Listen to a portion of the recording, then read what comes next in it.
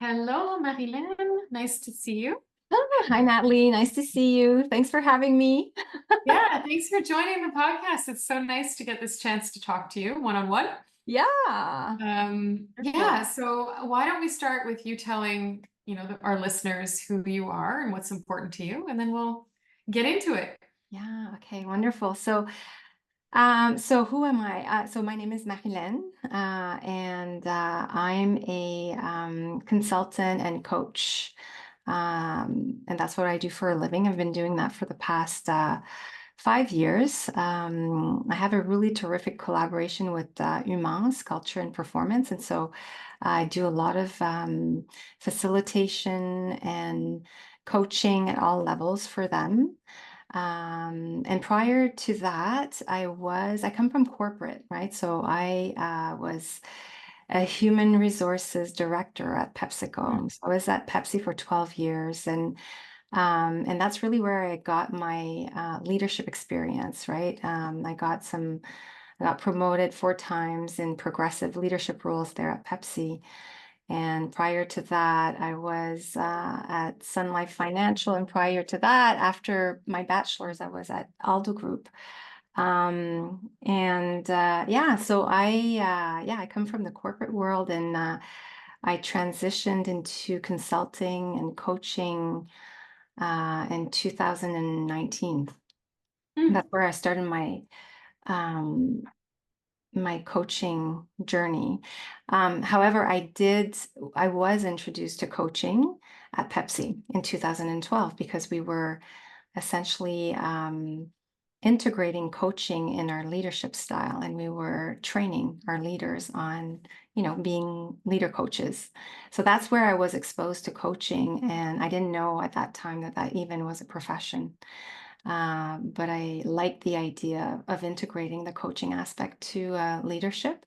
I guess PepsiCo they were very progressive when it came to developing talent, and had some really amazing best practices. And I transitioned into consulting because that was a vision I had, right? So it wasn't something that just came out of the blue. When I did my bachelor's, I went into human resources because that's, at the time I felt that that was more like me, right? Because I've always been very much interested, very curious about human and human potential and human development at a very, very young age. And HR just made sense to me. But I knew that I wanted at some point, I wanted to be a consultant. I wanted to be in a role of consulting.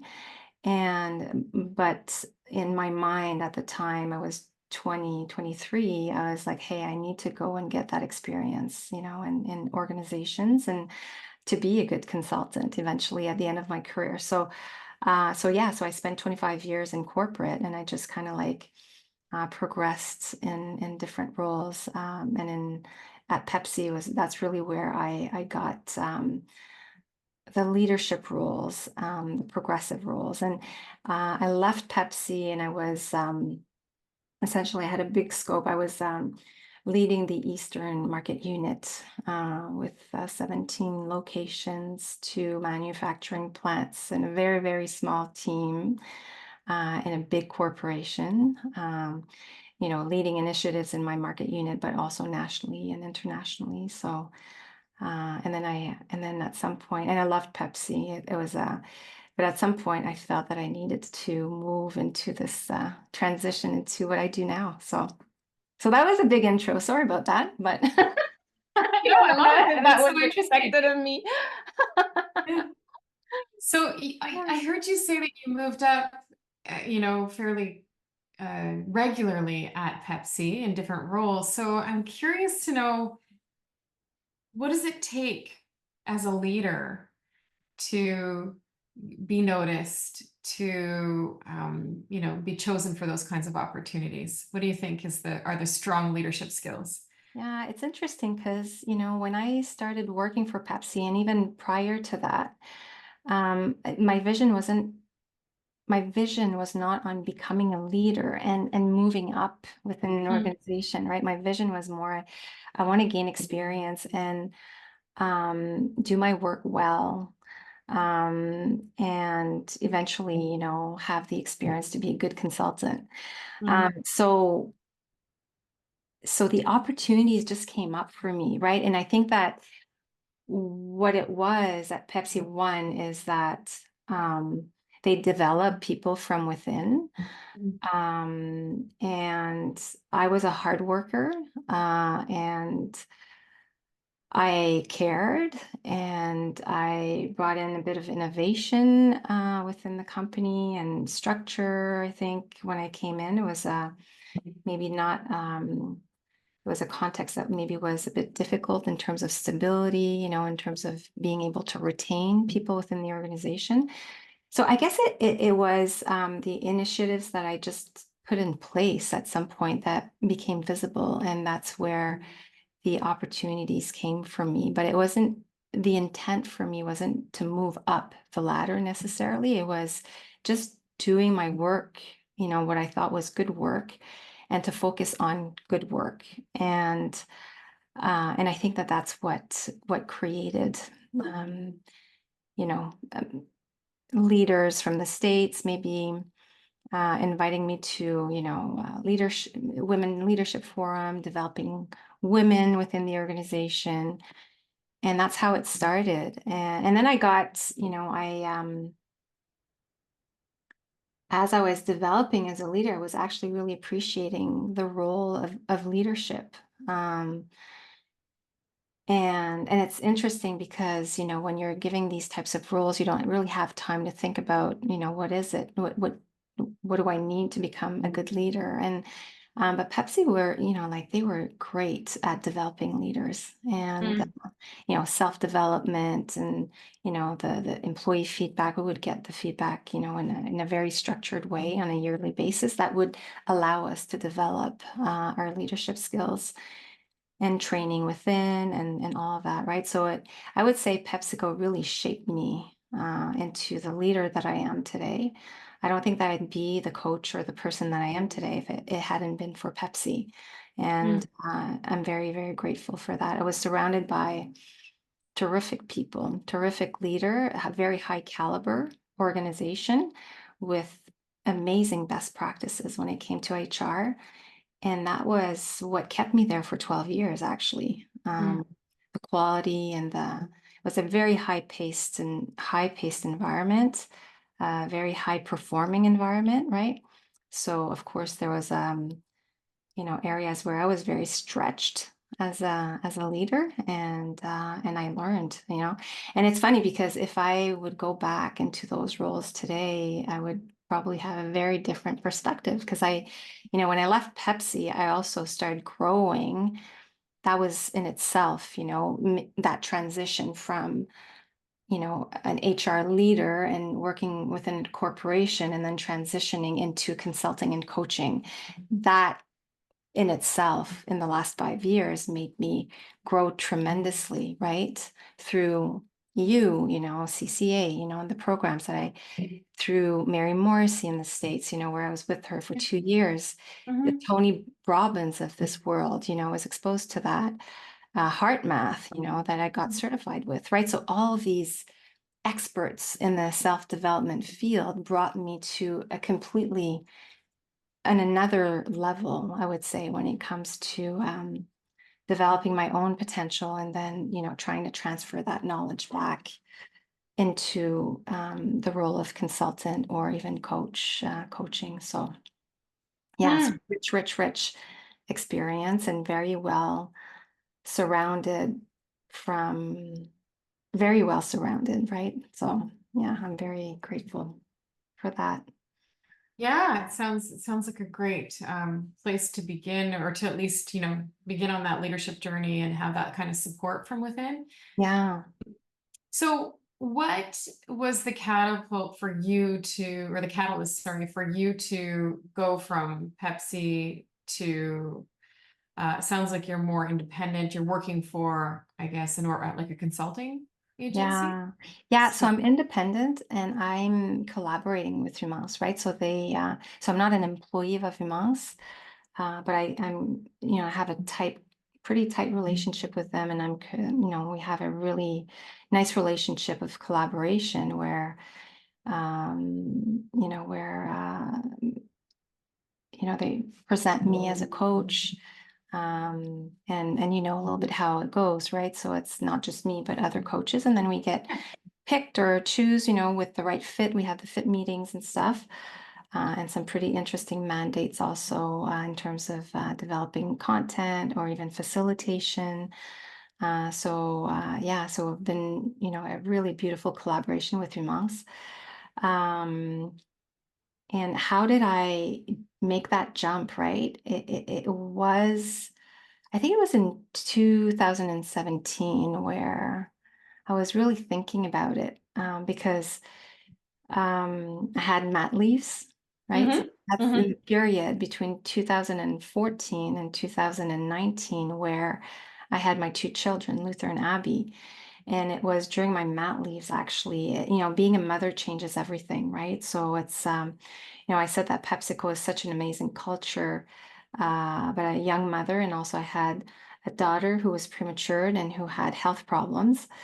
Mm-hmm. At some point became a lot, and Mm-hmm. um, and that's when I started thinking about the next chapter of my life, and starting to really start visioning, what's the next step for me, and what's the best step for me, in the context that I'm in with a sick daughter. And yeah, so it was a challenging time for me, and that's when I really started thinking. And in 2017, I was very open with my boss at the time, and told her, like, I think that I'm probably going to be ready for a move. I'm not mobile, because I mean, there are, opportunities at PepsiCo, of course. If you're mobile, like, tons of opportunities. Right. I wasn't, so that was a barrier for Yeah. different personal reasons. I wasn't, and I felt that it was time for me to part, right? It was that Mm-hmm. time. And I had that courageous conversation with her, knowing, in these types of roles that maybe you put yourself at risk, right? That, well, okay. But in my mind at that time was like, hey, I need to be transparent about this. And, how can it was a role also that's difficult to recruit for. You need to be bilingual at the time, it's like Eastern market unit. So I knew that was something that I needed to share to hopefully be able to be part of the solution, right? To help transition maybe a new person into that role. But in 2019, that's really interesting how life works, is that there was a huge restructuring. And that was my opportunity to leave with a package, and to reinvent myself. So it was just how that worked. And that's what I did.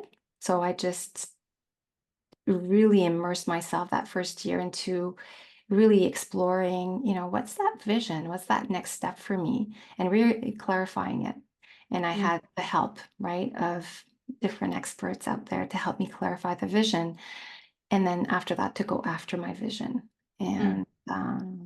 And yeah, and that's and then just things fall into place, right? It's so funny how Humans just fell onto my profile on LinkedIn. They're the ones who reached out to me. Hey, Oh, nice. Okay. yeah, so I wasn't even looking to join. I was still Mm-hmm. in that mode of developing, a business. And then I'm Yeah. like, well, you know what? I love the people there. They're great. I fell in love with the people at Numance, and I was like, well, I want to work with these people. And Nice. that's Oh, really what it is, right? That's how it, yeah. it, it all worked. And it worked Yeah. perfectly for me, actually. Yeah. That's great. And so you started to, I guess, invest in yourself with the different trainings that you mentioned, Yeah. including Canada Coach Academy. Yeah. What what kind of led you here? I guess maybe you Well, were. at some point, like, I was getting certified with the Mary Morrissey programs, which I loved. I was getting certified with the Heart Math programs, which I loved. And I knew people who were professional coaches, and they all had, like, they were recognized as professional coaches. I didn't know about ICF at that point, right? I Okay. wasn't Yeah. I didn't know about the coaching world. As I said, I had no idea that you could be a professional coach. Like Mm, coaching for me was sports, right? And then I was always jealous of the people, like that had coaches that they were excelling, and those coaches were teaching them the vision and all of that. And I was like, well, why don't we teach that to our leaders, right? Why aren't we exposed to that information? And I was totally into the self-development field, and I was like, how do I bring that to corporate? And yeah, and it's really when I was speaking to a professional coach, and she told me about ICF, and that's when I really got very interested. Just because I knew that I came from corporate, I wanted to go back to corporate. I wanted to go back and serve corporations and leaders and mm, teams. So that was very clear to me, and I'm like, okay, well, I need to have to be recognized as someone professional, someone who around ICF and stuff. And that's when I started. Oh, and this person actually had been certified, had courses with Canada Coach Academy. And that's how I got to know about Coach Academy, Canada Coach Academy. And I was like, okay, well, perfect. I'm just gonna, so I went on the website, and then I saw the performance, the personal, the first one that I did was business, individual and business performance, training with you and your team, and then got the ACC, yeah. from there. And then you just want to continue as a coach to perfect yourself. Mm, That's what it is. When you're in that industry, you can't say, well, okay, I know everything that I know. No, it's like, no, you need to keep on going. You need to keep on investing in yourself and in your knowledge so that you can keep on transferring back, you know, um, expertise. And that's when I enrolled in the second one. Now I'm working on my PCC, as you know. So I've yeah, taken, yeah. Well, you just completed our advanced program not too yeah, long ago, yeah, and so I guess my question would be, because you were exposed to coaching in the corporate space before becoming a consultant, yeah. what did you think about coaching then, and what, if anything, has shifted for you since becoming certified? That's a good question. Um, so I thought about that, many times because, well, I think when we were being taught coaching, and it's not that, I mean, because PepsiCo, they have their internal university, right? So they have Yeah. their coaches and they have all of that. And they build the content for the whole company, the PepsiCo University. The program was amazing. When I go back to it, it's funny because, I go back to that program today, and it's nothing. It's very, it's what I was able to assimilate at that Mhm. time that's different. I think that, you gain in maturity and with time. And at that time, I was able to assimilate a portion of it. Mhm. Um, and, like the open-ended questions and the mirroring and all that, right? It didn't have the depth that it has today, the understanding at that time as a leader. I Mhm. understood it on the surface, and I was integrating it, in my leadership. Yeah. At the time, also, I was studying homeopathy, which was also Oh. something that helped, right? Integrate all of that. But it's funny, it's almost as if when I left the corporate world and the stress of that environment, that creates, then there was a lot more opening to integrate and for self-reflection and to integrate all the pieces that had not been integrated because of the rhythm or the speed at which I was operating in when I was in that role and everything that was happening in my personal life, right? So I think it's like just assimilation. I wasn't able to, although the information was there, I wasn't assimilating all of the information. Mm. And it's really when I left and that I was able to recenter and focus on coaching, focus on, like the external environment was different. And so I was able to assimilate and really focus on that, on the coaching and deepening, That's why I'm saying today, if you brought me into the role that I had, it would be different. Mhm, mhm, I'd be mhm. complete different leader for it, right? Yeah, So yeah. it's funny. And then sometimes I'm like, oh, wow, I'd be such a different leader today. Um, but that's who I was then. Well, and we hear that a lot, because we do have a lot of HR professionals who come to the program, but I think it's actually anyone who's exposed to the coach mindset when they look back at their careers, because normally, they're coming into this program later in life. They've done 20, 25, 30 years of a career. And Yeah. they look back and they're like, oh man, if I had this, 10, 15, 20 years Yeah. ago, I would have made such a difference. Yeah. So what is it, do you think, about coaching? Like, I mean, I always call it a 2 millimeter shift. It's not like you're changing the world, but that shift is so important to perspective and what we can notice, what we see. So what's your opinion on that? Yeah, for me, it's what coaching is so rich, right? And there's a way, how can I say? It's amazing the space that we can create as coaches and the what we're learning, as professional coaches is how to coach, right? And that's really what it is. It's like what's the framework at Canada Coach Academy? It's an awesome framework. When you follow it, then miracles come out of it. Now you're not, you Can I don't quote you on know. that? That's such a great quote. Yeah, absolutely. Yes.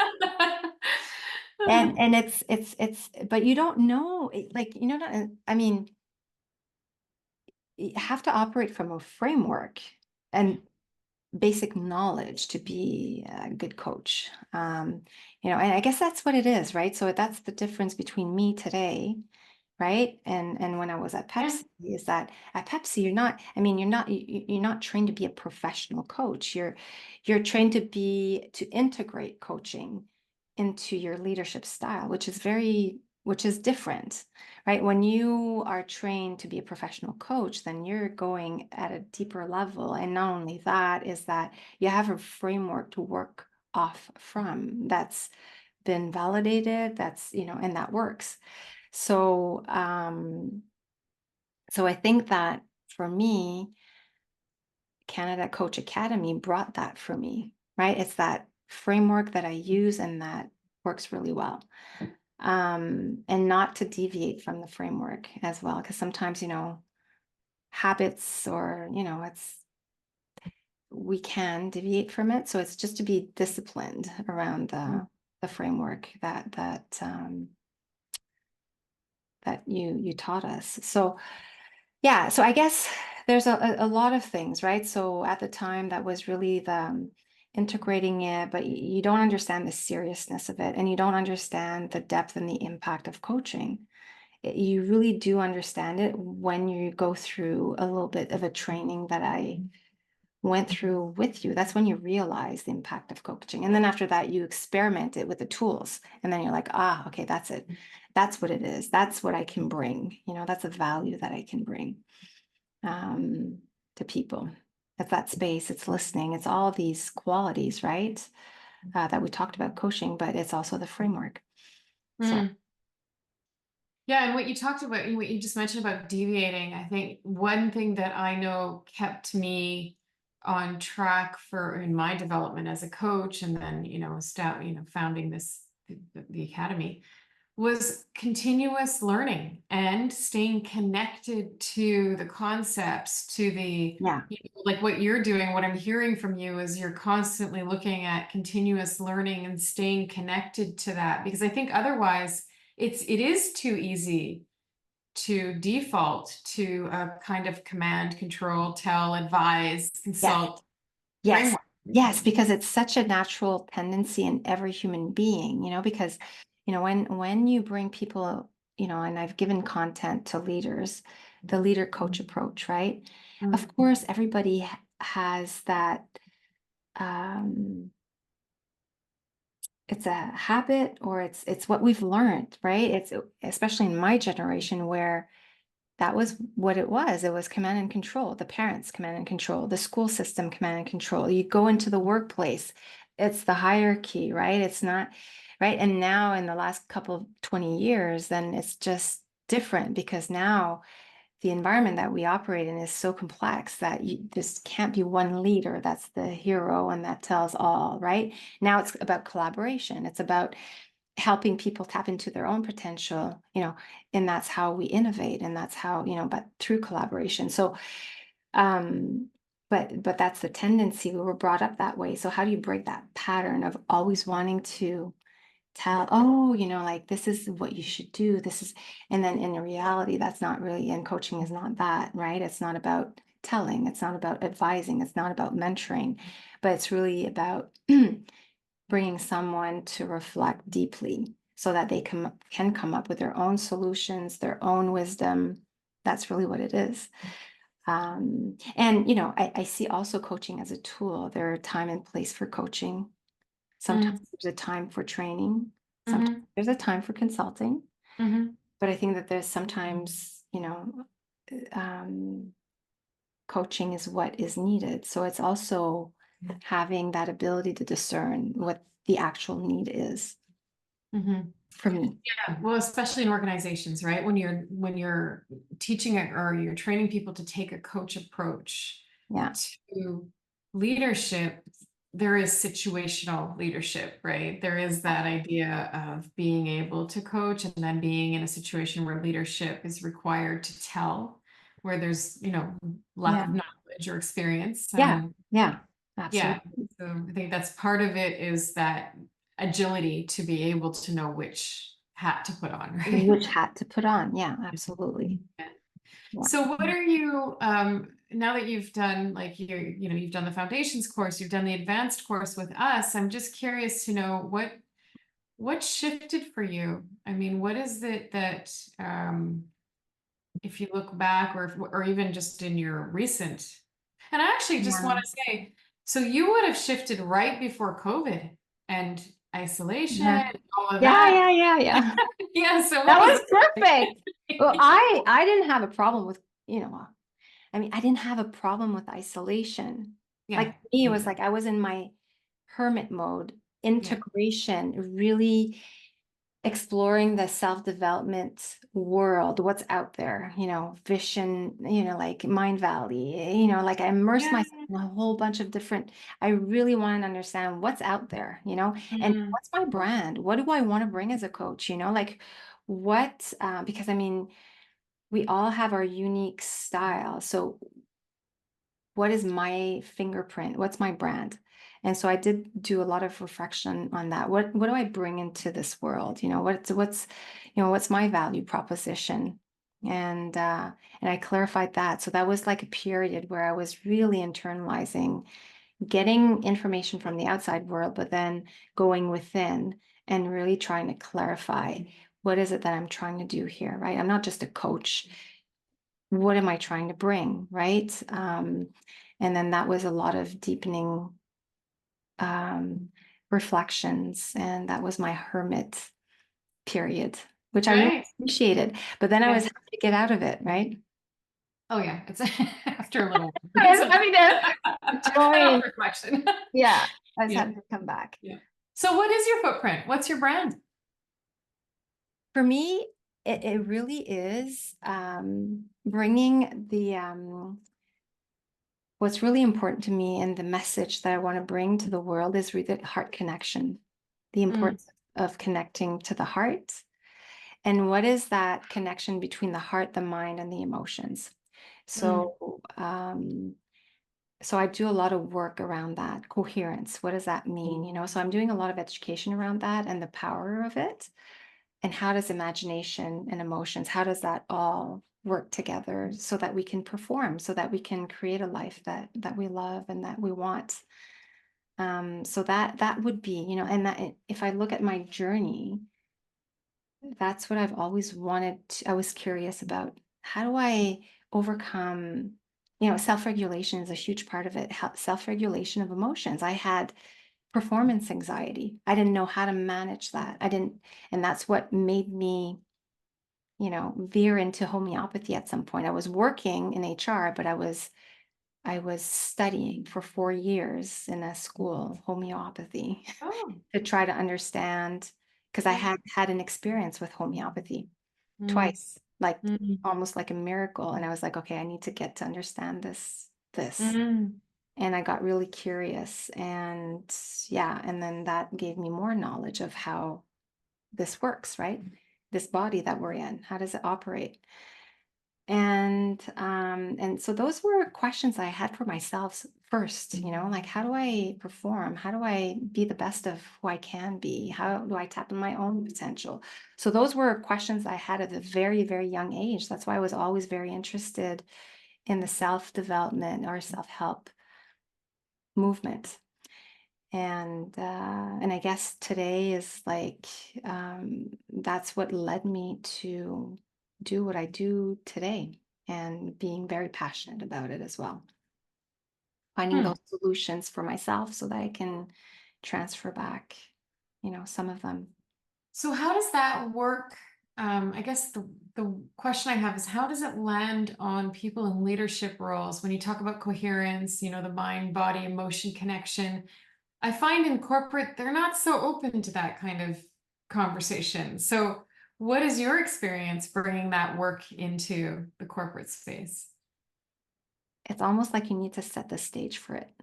You can't Yeah. you can't bring it just like that. So what I've Mm-mm. realized is that some people are looking for that. And Yeah. so if people are looking for that, then that's a door that's open for me to talk about it. Mm. And I will see if people resonate or not. If they do, then it's for them, and I will be happy. And every single time, it's worked, right? People are like, "Oh, thank God, I didn't know." Mm. Then there's, I would say, there's a program that I'm giving to leadership. It's intentional leadership, and Mm-hmm. that's a great program to bring them into coherence. Influence. When we talk about influence, 90% of influence or 70% of influence is nonverbal. Nonverbal is your tone of voice, it's all of that, right? But what creates the tone of voice? What creates, well, everything is emotion.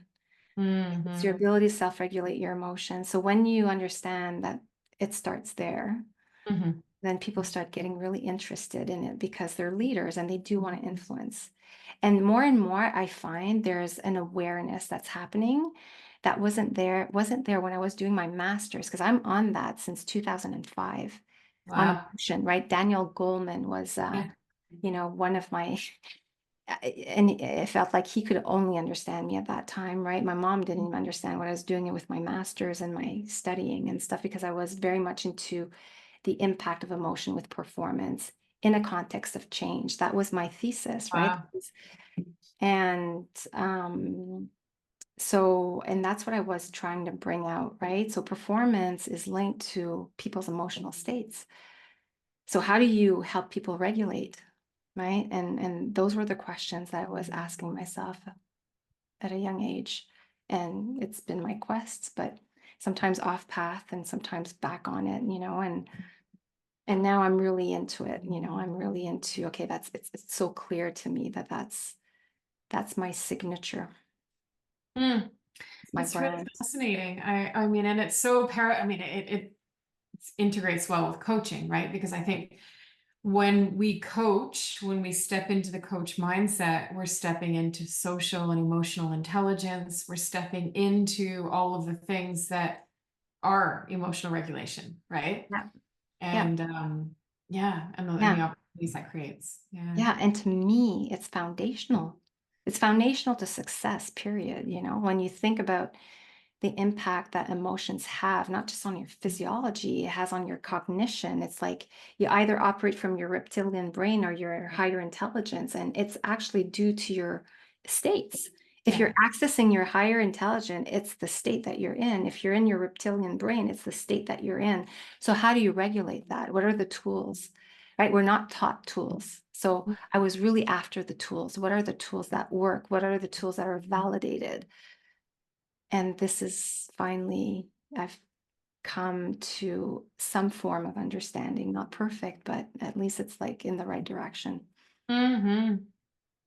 So when you think about legacy, I think that's such a great question. Like, what legacy would you like to leave behind? You know what? it's just bringing people humanity at a at a happier place.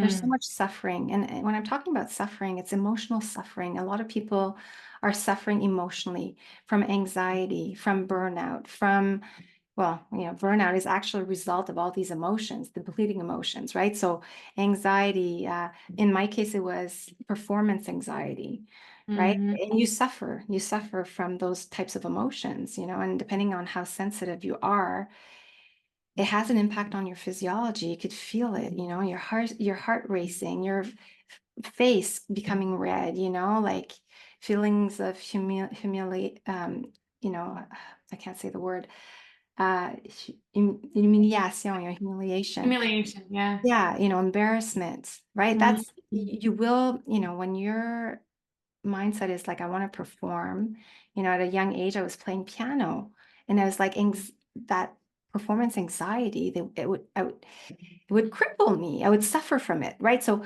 and I would always, okay, so I can get over it, I can play this tune at the piano so perfectly when no one's looking at me, but when I'm in front of people, I can't do it, right? So it's so yeah, so I suffered from that, and there's a lot of humans, I think, that suffer from it, and oh, in there's so corporate many. world as well. So that was my quest for me, and now, okay, I found ways to help, and that's really what it is, right? Helping people regulate, Mhm, self-regulate, get into that composure, that calm state. mhm, And it's work, but it's doable. Yeah, repatterning, reframing. mhm, mhm. Yeah, and I find that, the younger generation, like the people who were graduating high school in COVID, have a huge amount of anxiety, social, emotional, performance anxiety. Um, that Yeah, is like I've never seen. I mean, not that I don't know how much exposure I have, but I have teenagers and I see the impact on them, and it is really something. So I think there's that just brings me back to um, the need for coaching, and it isn't therapy. It's a yeah, different kind of support, yeah, but I think it's the kind of support that really feeds that emotional need for to be seen, heard, and feel like you matter in a yeah, space. yeah, yeah. And you know what? It's just the process, right, of coaching that Mm. that Mm. releases the emotion, Yeah. right? It helps. It definitely helps. Like some emotional, some traumas are deeper than others, though, and we have to keep that in Oh, of mind. course. Yeah. Yeah. I was talking about like the healthy person who just needs that extra support and person like the, Yes, we're yes, not there to replace therapy. And of course there is yeah, trauma.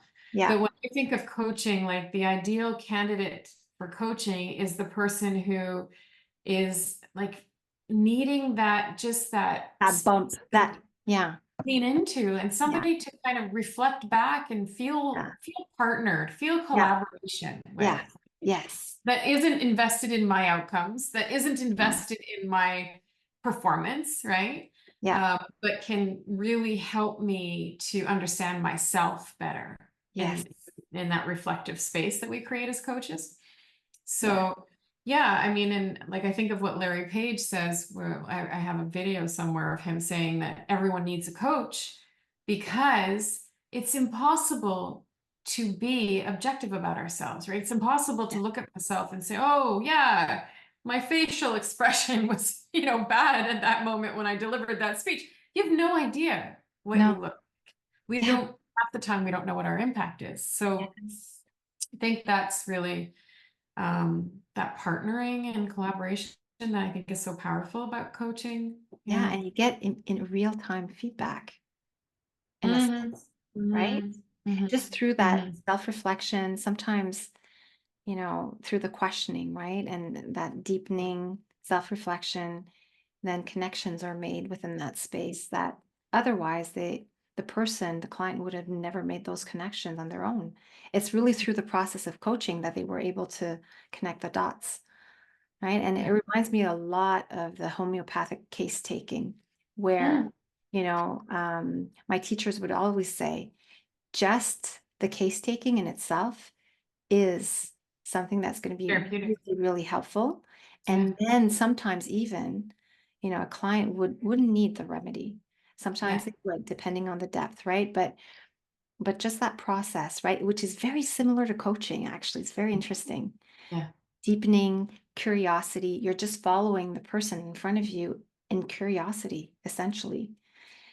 Right. And that's when everything comes out for the person and the dots, right? Essentially you're bringing people into their personal unique dynamic. That's what's happening. They're connecting to something very, very raw Yeah. within themselves. Yeah, I mean, I think about all the times I've coached someone and just the fact that they're being heard in a space where they can talk through their ideas without interruption and judgment Yeah. and, an opinion and advice.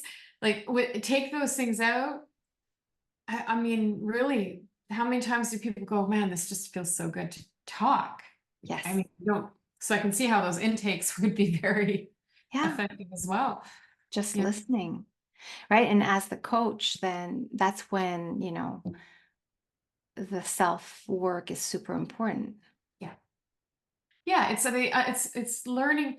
So what I have come to the conclusion of is that the less we do, the more we do for the other Yeah. person. Like the Yes. less we get in our own way, the Yeah. less we try to contribute, Yes. the more powerful it is for the other. Yeah.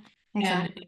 I love what one of my other like a podcast guest actually said, being for others Hmm. is about being standing with others. And Hmm. that takes self-regulation. That takes, letting go of my ego, Yes. letting go of my brilliant ideas, Yeah. right? And wanting to be heard. Yes, Mm, exactly. It's It's a almost place of like you're very humility, right? selfless. Yeah, you're selfless. You put the Yeah. ego aside, the self aside, actually. You Yeah. remove yourself and you're just kind of like you're just creating a safe space for dialogue, for exploration, for Yeah. Yeah. Yeah. yeah. Yeah. Wow. Well, I mean, I could talk to you for a long, long time. We would have a lot to say. But I am noticing the time and I don't want Yeah. to take your whole afternoon. So, Yeah. yeah. So maybe just I'd love to ask you, if somebody was considering a coach certification, you've been through our academy, you've been through a couple Yeah. of courses now. What would you tell them about us in terms of choice? You know what? I can speak of my experience, right? Yeah. And my experience was the first word that comes to mind is professionalism, Hmm. right? So professionalism in content, in the tools, the content, like for me, that was like, wow, that we learn. I'll always talk about that framework. And I don't know if I can talk about it here or if that's a Yeah. secret. Anyways, can I say that? Or can I say perform? Or yeah? Yeah. Yeah. Yeah. Well, perform is for me is magical. And I really want to stay close to perform. And we learned that, right, at CCA.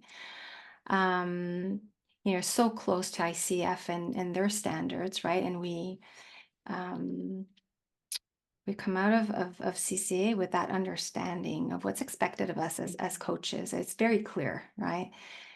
And I just think that CCA sets us up for success as coaches, with the programs, with the quality of the coaches, the facilitators. I really enjoyed the community. I mean, the community of coaches. I mean, it's just such an amazing learning experience, not just in class, but outside of class. Yeah. Um, and it's just the connections, right? So you're supported by a community. It can be scary, when you decide,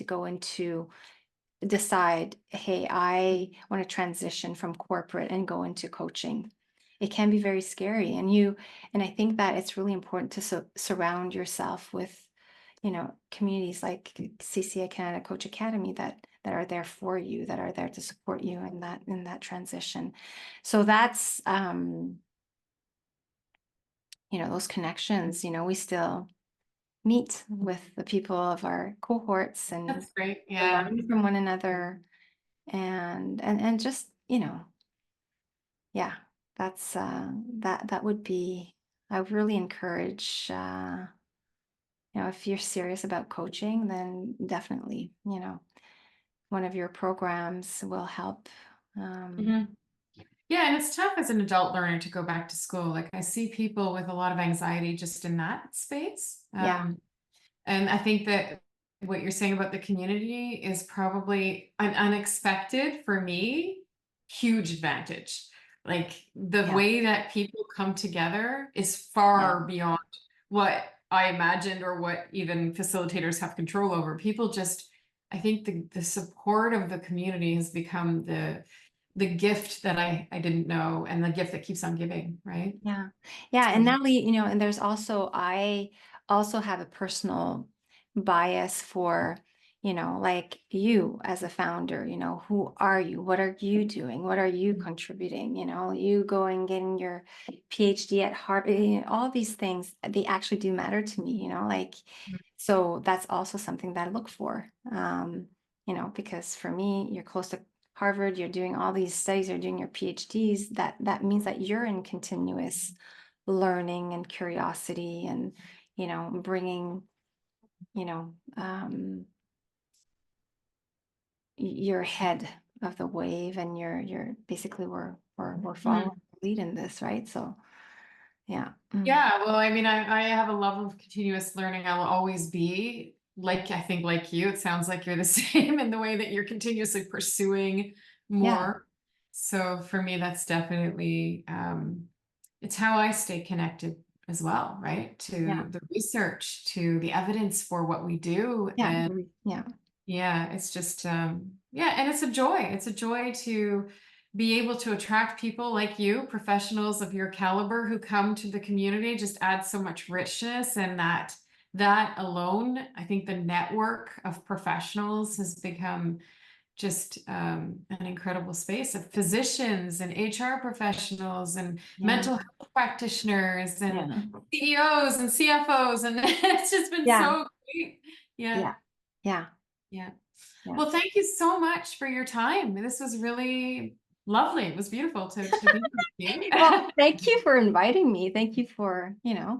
reaching out. It was great connecting with you again and to, sharing, a bit of my journey. And hopefully this is going to be helpful for Yeah, well, people are always wondering, like, what are other coaches doing? So, in what I've heard from you, just maybe to summarize, is that there's an opportunity to be working with consulting agencies who can give you work when you're an independent coach, and yeah, that is one model that exists. That a lot of the professional coaches that I know are working for those yeah, types of organizations. So it's a yeah. great model to set yourself up as a coach and still remain independent, right? Yeah, I agree.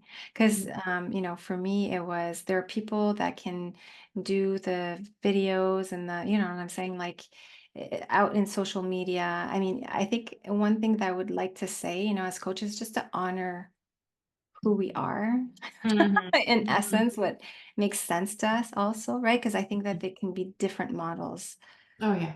to be successful as a coach. And that's one of them, right? Joining in, um, working with consultants or some coaches are really good at putting themselves out there with the videos with all of that. That was less me, Yeah. so it's where I veered Yeah. towards more consulting. Yeah. Yeah. So staying curious about models. And I think this is a great conversation to let people know Hmm. what's possible in that in the consulting Yeah, world. Yeah. yeah, Yeah. absolutely. Yeah. Okay, Well, thank you. wonderful, thank you. Yes. Okay. We'll talk soon.